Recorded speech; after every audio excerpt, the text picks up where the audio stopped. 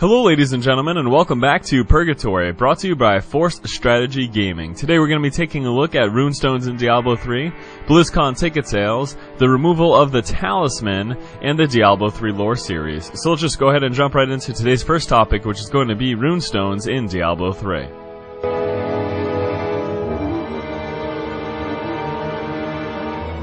Last week, the official Diablo III website was updated with a brand new Runestones system page. Now, we've known about Runestones for quite some time. This wasn't a surprise at all, but it was nice to get this new update. With the update for this new page, we received a couple of things. We received videos showcasing some of the Runestones effects on various skills. The skills that were showcased were Whirlwind, Sweeping Wind, Ray of Frost, Cluster Arrow, and Acid Cloud, and that's basically just one skill available for each of the 5 classes. So we got to see how Runestones were going to affect those specific skills. In addition to that, we did get a nice visual of the interface that's going to be used for runing your skills, as well as the skill system. So that's nice. Any visual updates are always greatly appreciated, so keep them coming, Blizzard.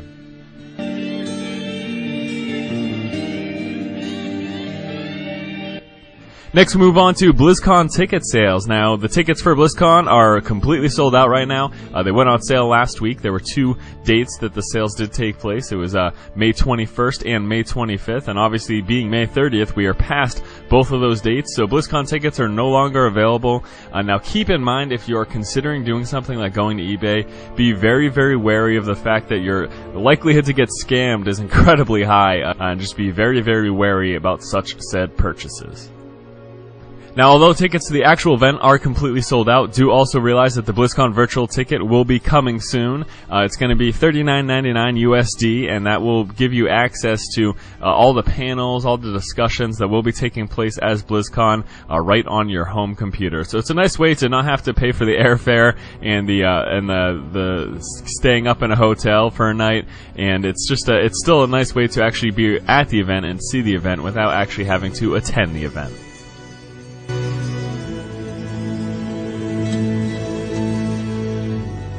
We did recently get word that the Talisman has been removed from the game, and with it, charms as well. Basically, the idea behind it is that they decided that through feedback and through iteration that it just was kind of an unnecessary item. You get the same sort of benefits from your armor and from your weapons in terms of increasing player stats, and it was just one extra thing to micromanage, and they kind of decided, you know what, at this point in time, it's not really that important. It doesn't really make that much of a difference, so they're just removing it from the initial release of the game. Now, that isn't to say that post-release, the Talisman may return, and with it charms, but as of right now, the Talisman is not going to be part of Diablo III.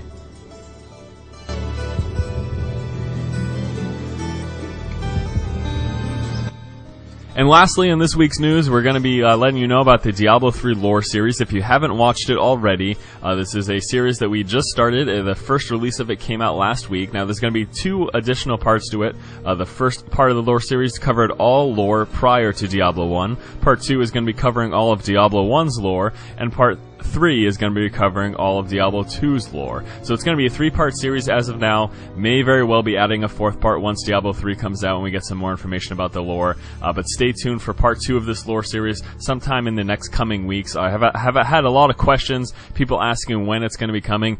You probably don't realize, but Part 1 of the lore series actually took a month to put together. Now, I don't expect Part 2 to take quite as long because there isn't going to be as much original artwork, but it's still quite a lengthy process just to make sure we get it right. So yes, if you haven't already, check out Part 1 of the Diablo lore series and then get ready for Part 2. And that pretty much does it for this episode of Purgatory. Thank you guys so much for watching. If you haven't seen already, there has been a recent change in the structure of our channel, and we're going to be trying to do things more consistently so you guys can have a reliable idea as to when to expect content. Specifically pertaining to Purgatory, we're going to be seeing this every Monday, so stay tuned every Monday for additional Purgatory episodes, keeping you up to date on everything going on in Diablo 3. Thank you guys so much for watching. If you enjoy the content, please do go ahead and subscribe to the channel. Keep watching and keep owning.